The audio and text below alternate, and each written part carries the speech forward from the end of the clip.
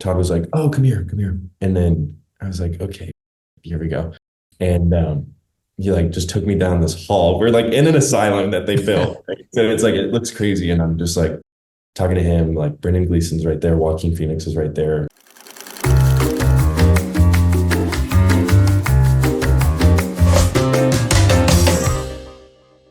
Hello, everyone. Talal Azim here from Popcorn and Soda, and I'm very excited today to be discussing the film Joker, Folie et Deux, directed by Todd Philips, starring Joaquin Phoenix and Lady Gaga, which you can still catch in select theaters and can now rent or buy at home on streaming platforms. Today's a little extra special as we get to deep dive into a character of the film that's been kept in secrecy. Character that changes the entire scope of the story. And friends, we're really going to pull the curtains today. Very excited to be joined by the actor who brings this character to life, Connor Storrie. Connor, it's a pleasure having you on the show today, man. How are you doing? I'm good. I'm good. Like I told you, I just moved out of this place. I literally live like 10 minutes from here now. I was there. I had no internet because I haven't set it up yet. So I came back to my old apartment. So I'm Well, in it's completely blank. So it's I'm in kind of a spooky fall November vibe in my there's like no lights. I'm like next to a window. I'm in the right space for this talk. I feel good. right on, man. Well, hey, I appreciate that and wishing you all the best with the move as well.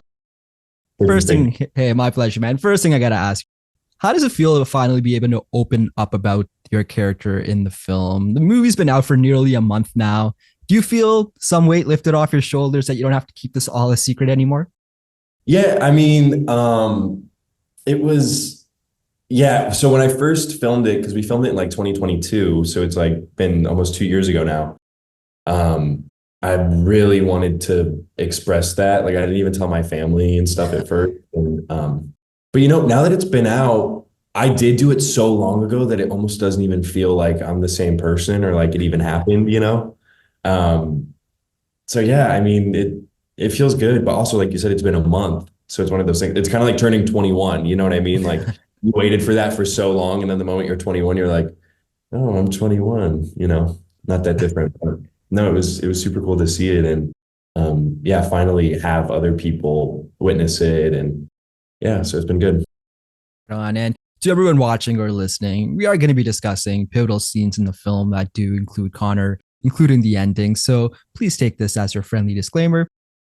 Before we deep dive into everything, your role in this movie, I'm curious, like Connor, were you a fan of comic books? Are you a fan of the comic movie genre? And specifically, what are your thoughts on the first Joker film? Yeah, so to be honest, I was never a comic book guy.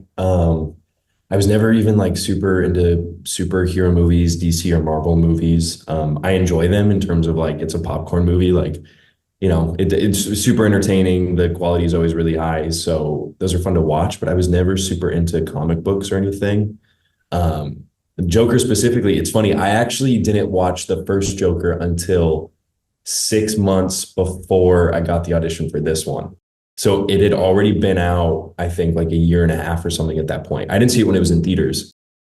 And so yeah, I remember watching it at home alone, and I was super inspired and thought it was so good. And yeah, I remember specifically being like, okay, if they do this again, like, and it's crazy because at this point they hadn't announced that they were doing a second one or anything. Right. And I specifically remember writing down, I was really into journaling at the time, and I was like, I want to be in this movie, which is like such a silly thing to say because it's already it's a done deal. You know what I mean? It's a made movie.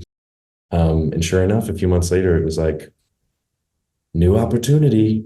So yeah, I was a huge, huge fan of the first one. Thought Joaquin Phoenix and it was insane. Yeah, I just loved it. It was great because it was like actually dark and pathetic. I Yeah. think a lot of like Hollywood movies that have to do with this kind of like anti-hero that we root for or anything surrounding something that comes from comics, I think they try to like appeal to everyone. So you kind of have to like make it a little bit more vanilla. But this was like, I remember being like, oh God, like it was like sad and gross and pathetic and all the ways it needs to be in order for it to be like effective. So I remember being super moved by that. Yeah. But yeah. Oh, for sure. And I agree completely. It's one of those few rare films where I know everyone talks about making it a gritty film or whatnot, but like you said, sad, pathetic. It's got a beautiful irony to it as well about how the world is. And I think that's just like the beauty of cinema, right? And that's one thing I love about cinema is that art is subjective and cinema is art. So everyone's going to have a different perspective and experience with it. I think specifically with this film, Folie, Deux, I think the one thing that everyone can agree on, hopefully, is that the film is very ambitious and it takes bold swings. And I feel like that's so missing today in big blockbuster films or movies in general, right? So I feel like this movie took just massive swings and I appreciate Todd for that. So let's rip the bandage right off. Your character ultimately murders Arthur Fleck in Arkham and is heavily implied that he's taking over the mantle of the Joker. Right. So let's start at the beginning. When auditioning for a film this big in scale, there has to be a lot of secrecy. What was your audition process like? And what was told to you from Todd about this character? You're not, no one's going to believe this. It's insane. So I sent in a self-tape. It was 2 scenes. It was probably like 3 pages each scene. So it was like, a few minutes total. And I sent in 1 self-tape. And that was at like the beginning of summer or something. And waited a month. I mean, it was so lofty and so big. My agent had said, like, I think this might be the new Joker movie, but at that stage, everything is super under wraps and right. No one really knows what's going on, who's what, it's a bunch of mock-up scenes and stuff. But I just had scenes that were about this guy who's in an asylum and he's talking about the things that he did or didn't do, or, he's like talking to the guards and stuff. It was super cool. Did 1 self-tape, sent in those 2 scenes. And then a month later, they were like, oh, we're in talks, you're pinned, which kind of means like we're interested, but we're not sure. So like, we'll get back to you. It's pretty much like, don't go away, but stay around, And then I was like, okay, cool. That's crazy. And then another month that happened. And then I think a 3rd time that happened and they weren't requesting a callback or anything. They weren't doing a different session or anything. And then they were just like, oh, Todd wants to have a meeting with you. And so I went from this 1 self-tape like 3 months ago to a one-on-one Zoom meeting with Todd. And we kind of just talked about movies. It was honestly kind of like this. We were just like kind of talking and, having fun or whatever. And at the end of it, we probably talked for like 10 minutes, like 10, 15 minutes. And then he was like, all right, well, I just wanted to make sure you weren't actually, insane.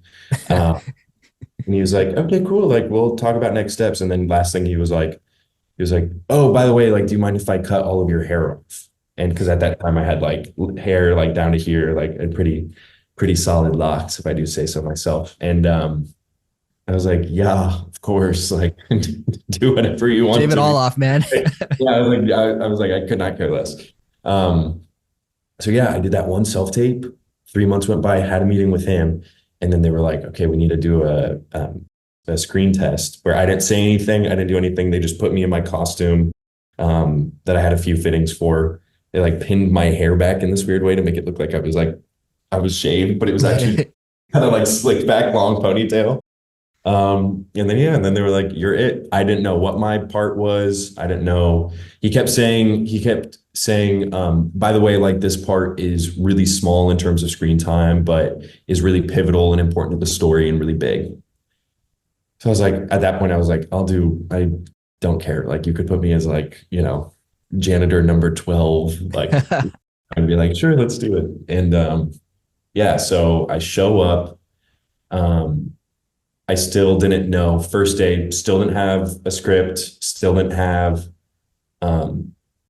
first day we did this thing where it's kind of a quick moment in the beginning when Arthur's kind of walking through and then I bite one of the guards. Yeah. Then I kind of kick and whatever as they like take me away as we're like tracking Arthur. And that was the first day. And before we started filming that, Todd was like, oh, come here. And then I was like, okay, oh shit, here we go. And he like just took me down this hall. We're like in an asylum that they built. Right? So it's like, it looks crazy. And I'm just like talking to him, like Brendan Gleeson's right there. Joaquin Phoenix is right there. Like I'm about to like bite this guard. And we had like choreography that they ended up switching.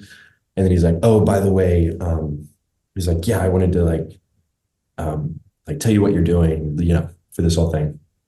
He was like, by the way, you kill Arthur at the end of it. The last day we film, you'll kill Arthur. And it's kind of revealed that you're the real Joker, that is like the real Joker of this universe. And I was just like, what? Like, no. And he was like, and he was so nonchalant about it too. You know what I mean? And he was just kind of like, he's like, all right, so don't tell anyone. Okay. And I was like, yeah, of course I'm not going to tell anyone. He was like, no, I mean like no one.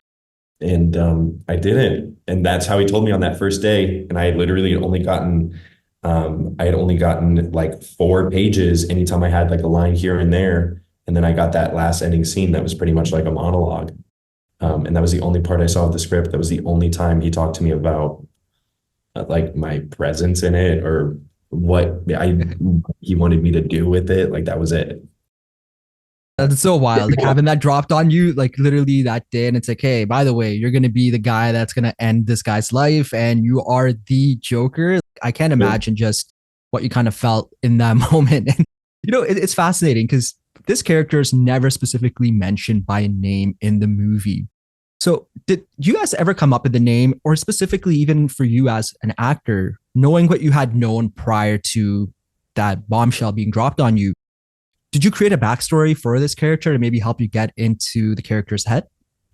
Not really, because first of all, I think that the one of the producers had told me at one point, it was like a day where we were all kind of standing around and he started talking to me. He was like, so Todd told you like who you are and what's going on, right? And I was like, yeah, like this is crazy.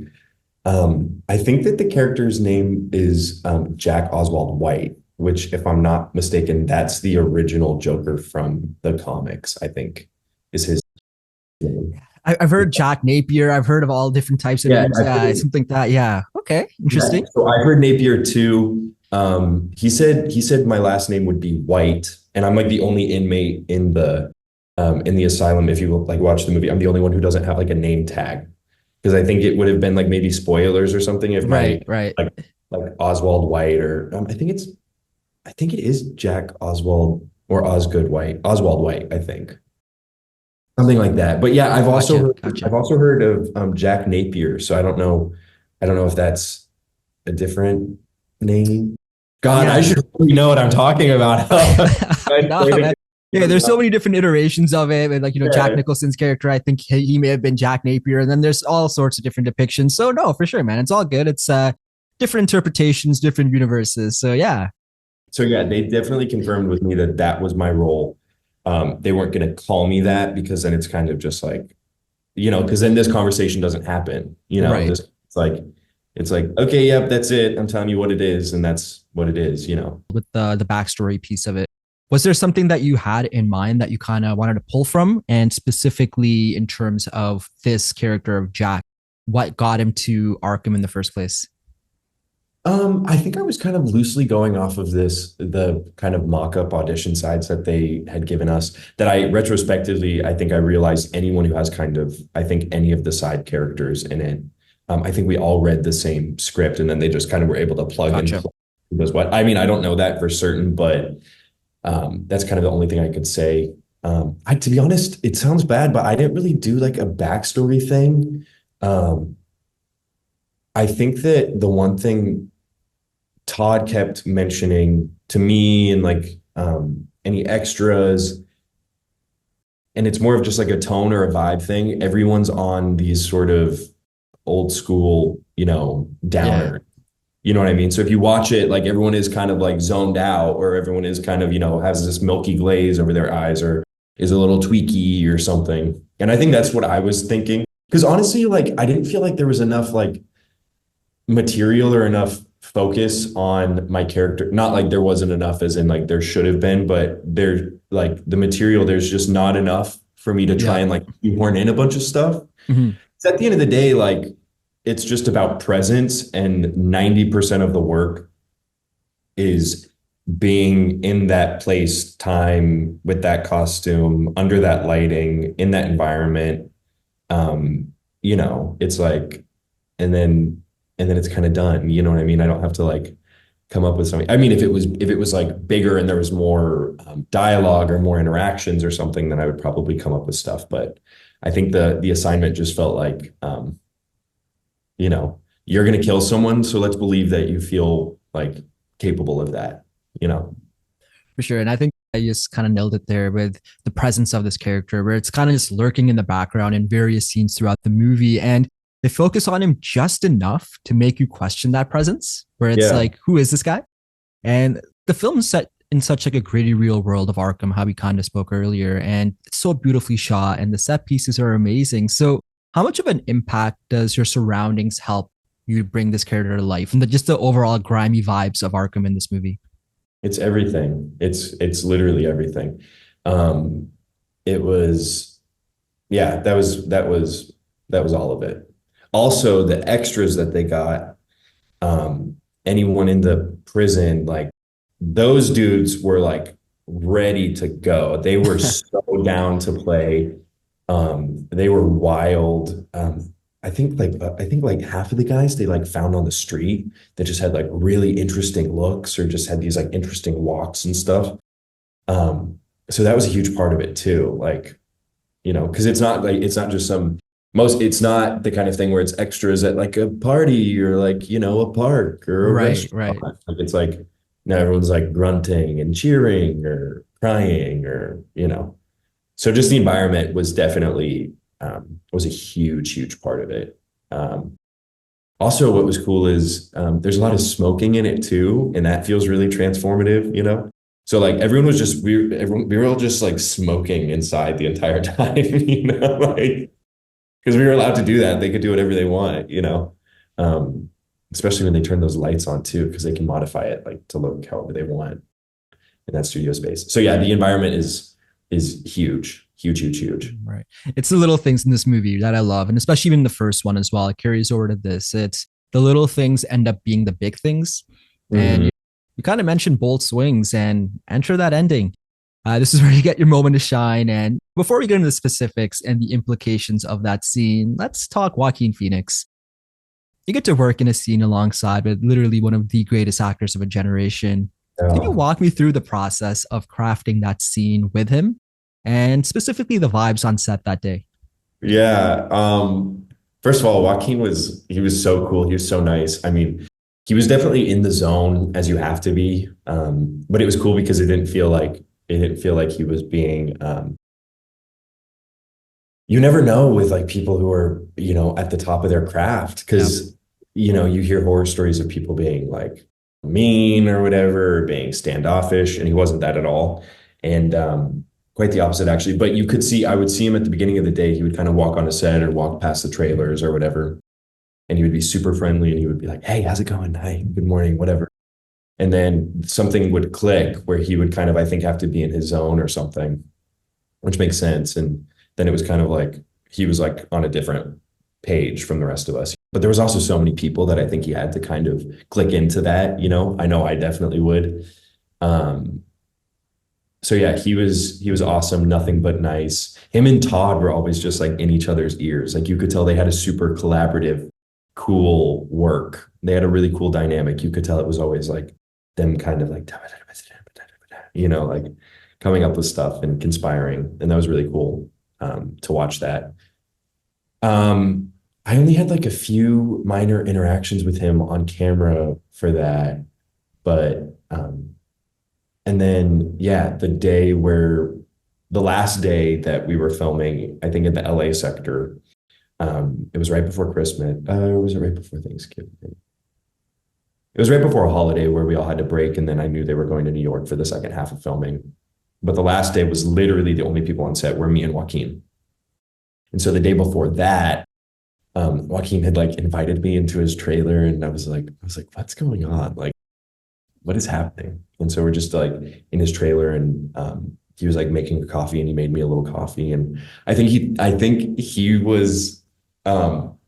thought maybe I was like nervous or something. Which honestly, looking back on it, I'm like, I don't know how I wasn't just like completely beside myself, you know, like if I was on something like that now, I feel like I would be more nervous than I was. I think it was ignorance, honestly.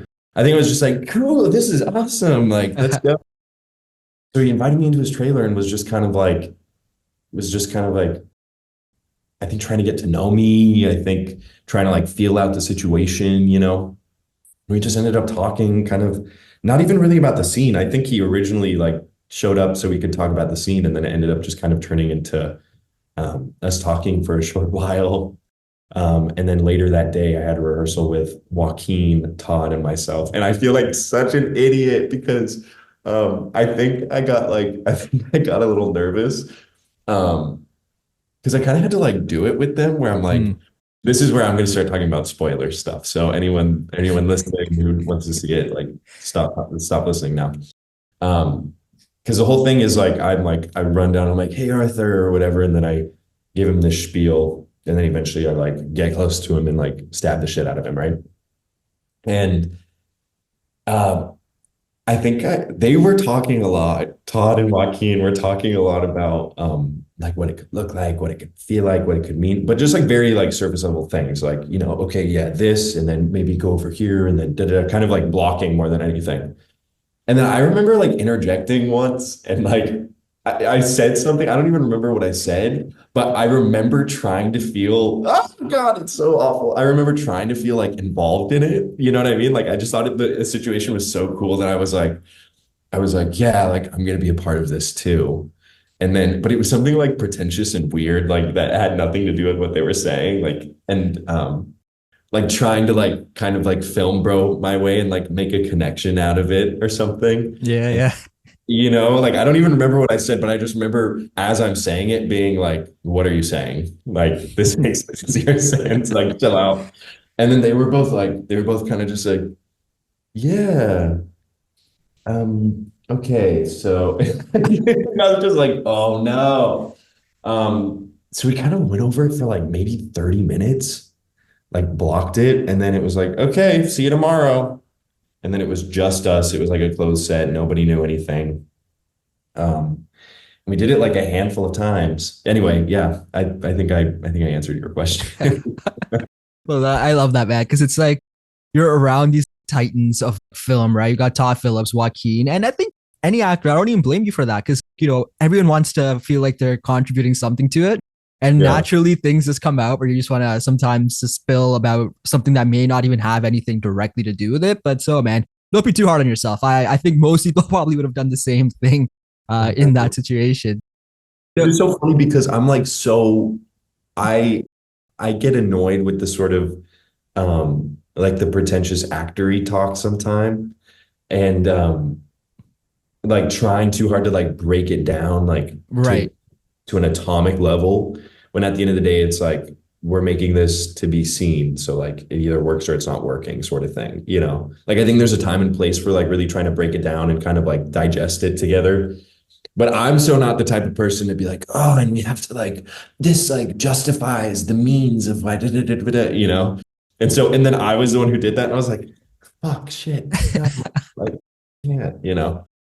But yeah, so It's all funny. good. It's all good, man. And it's so fascinating because that last scene in the film, it's so ironic and like beautifully sad that Arthur gives your character the chance that no one ever gave Arthur to be his Ooh, audience for the joke, and that literally ends up being his downfall. Um, and it's whoa. yeah, right. It's definitely something that I picked up. But it's like you kind of you can kind of see it happening where you're seeing this character who pops in and out of the movie, and then bam, that final scene, you're like he could be one of those nuts that also was inspired by the idea of the Joker. And then when Arthur decides to de-announce that he is the Joker, Harley turns on him, people turn on him. And I think maybe even Jack, maybe that was the thing that pushed him over the edge where he's like, yo, I'm going to take over this mantle of the Joker if he doesn't want to do it. So it's really fascinating if you really break it down on that level. So I got to ask you, the laugh, right? Every Uh, Joker has that iconic laugh. Again, in this movie, it's the little things that really stand out. So let's talk about your laugh and specifically the process of creating it. Did you take inspiration from anything specific to kind of get that in there? nope, I literally didn't plan that at all until I was on set. And then that just whatever happened. I remember, so like that biting scene I was telling you about at the Right. toward the beginning, that was originally different. And we shot that at the beginning. And there were like lines where I had to be like, he cut my spot or something. And then one of the guards is like, back up or something. And then we get into this like argument and I bite him. We ended up changing that. And then I was like kicking and screaming my way down the hall. But it was very like sad, and it just it ended up not making sense with where it goes, because it felt like I was provoked, and then like these people are just being assholes to me for no reason, you know? Right. And so they ended up reshooting it, which I originally thought was like, because I did such a horrible job, that they had to just like cut all the lines and start over. I don't think that ended up being it. I could be wrong, but they just switched it, like simplified it, streamlined it, and it made more sense, you know? But I remember when we reshot that laugh came out, because he was like, oh, just kind of like laugh as they're like taking you away. And I did that, and he didn't comment on it. He didn't say he didn't like it. So I was like, cool, I guess that's it. And then, yeah, I didn't think about it. I just remember that came up very naturally. Because I feel like a big laugh, like a more traditional, like ha ha ha laugh, Mhm. just didn't feel natural to me. And so I did whatever I did, which kind of ended up, I think, sounding like a hyena sort of. It was very inhale, you know what I mean? Like, Yeah, well, I think that it just fit the vibe of the movie perfect, right? It didn't need to have that over the top haha, like you kind of mentioned. It just felt natural. Like if you have this psychopath killer who literally just murdered someone, he's clearly got issues. And in this universe that Todd's created, it's very grounded in that sense. So we're talking about this universe, and we're talking about DC, Marvel, all of these giant genres. And there's a lot of fans, and I got to get your reaction and your theory to this fan theory that was catching fire instantly after the movie came out. So Arthur meets his demise. And one of the key things in that last scene is in the background, as you're laughing, we can start seeing your character take a knife that he stabbed Arthur with, and he cuts a smile onto his own face, right? So where major fan theories then started going crazy that, hey, is this potentially the origin story of Heath Ledger's iconic Joker because of those scars that he has on his face? So like the internet blew up for at least a couple of days when it came to that. Was that ever discussed that this is the same Joker as Heath Ledger's Joker? Was it like a tribute to him? Because I feel like he's had to known that if you're going to cut that little smile on your face and you have such an icon in Heath Ledger's Joker, people are going to try to put two and two together. So was there any conversation of that in the production of the film? it was never about Heath Ledger's Joker. It was about my character being the Joker, you know. So I think that I mean, I don't know if they associated that with Heath Ledger's Joker. I personally don't associate that. I mean, yeah, I think of the scars and I think of Heath Ledger's rendition of Joker, but maybe it's just the way my mind works that I didn't think about that, because I just think like no matter who is playing the Joker, like that's the Joker, you know, like Jack Right. Nicholson has that twisted smile, but it's Mhm. not scars, but Barry Keoghan was in the most recent Batman, and he has kind of a, Yeah, his whole face is kind of like disfigured. Yeah.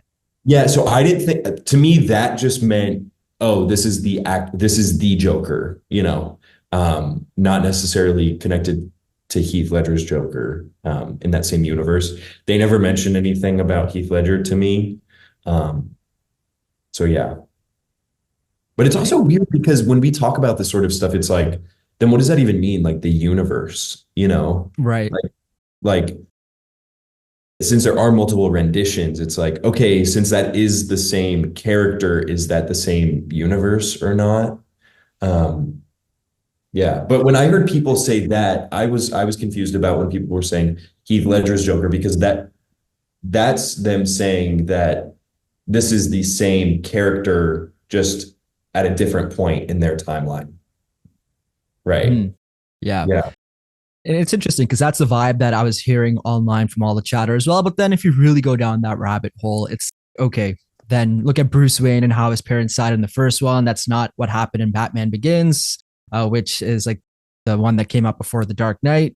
And would Heath Ledger's character be the age he was in The Dark Knight if it's set in a modern day adaptation? Fans will always have their theories. And I guess that's the fun part about this genre where everyone has an ownership over these characters. And I think that's something that's important. And you brought your own unique take to it. And I think that's super dope as well. So, Connor, to kind of like bring it all home, what was your overall experience in being involved with such a massive film? What do you take away from your experience on Joker? I was so to be honest, directly afterwards, um I was pretty insecure for a while after that because there were a few moments where I messed up during filming that I was like, whoa, like I was very embarrassed and felt very insecure and didn't know if I could do it, right? Um, like there was this one moment when we were doing the scene where I stab Arthur, where one of the first takes we did, which was Joaquin's coverage, because I do the monologue or whatever, wait for him, and then I stab him, and he kind of gets stabbed. He like walks out into the center, Yeah. look, and he eventually falls over. I remember when we rehearsed it, like his pause wasn't that long or something. Like it felt more fluid. And then when the day of when we were doing it, and I just had so much adrenaline because I was so nervous. It felt like he was like standing there forever. And I thought that he was trying to tell me that I didn't stab him enough or something. Like I was just insecure. So I was like, oh, am I doing a bad job? Am I doing a bad job? You know? And so I went back in and and started stabbing him again. And then it was like, cut, like, what are you doing? Like, what was that? And I was just like, I remember being like, I'm sorry, I don't know what that was. Like, I don't know what I did. And then he was like, are you okay? Like, can you do this? And I was like, yeah, no, I'm fine. And I was just like, sorry to Joaquin. And he was like, and I was just like, because I just ruined it. You know what I mean? And we did that a bunch. So that I had like a few moments. I think the stakes were just so high, and movies mean so much to me, and you obviously want to do a good job when this is Right. like this thing you've ever done. So I had a few months where I would have those kind of like waking moments of, oh my God, I can't believe like I did that, or oh no, am I bad? Did I do a bad job? And then eventually you work through it and you go, guess what? You're always going to learn. You're always going to wish you did better. It all worked out for a reason and you're good. So now that it's been long enough, I'm like, that is the coolest experience I've had thus far. And I did a movie recently where I was in Romania for 3 months. That's going to come out April X. And if I had not done Joker, I would not have had the experience or the joy and the fun of being on set for that long if I had not done Joker. So I'm coolest experience ever. Loved it. Love it, It's man. like, ooh. Oh, like it's something no one can ever take away from you, right? If you think about it, Yeah.